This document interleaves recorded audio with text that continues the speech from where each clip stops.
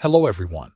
In this video, I will show you how to use your Vivint camera without an active service plan.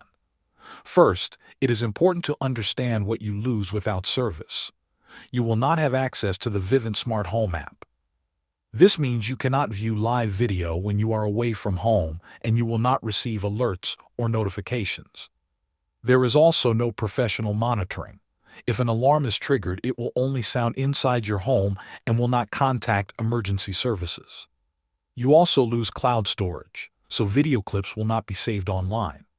Now let's look at what still works. Your system can still operate locally through the Vivint Smart Hub panel inside your home. To view your camera feed, go to the panel and tap on the camera icon.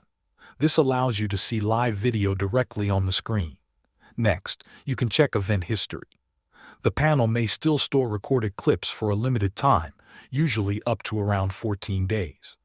To access this, open the History section on the panel and scroll through past events.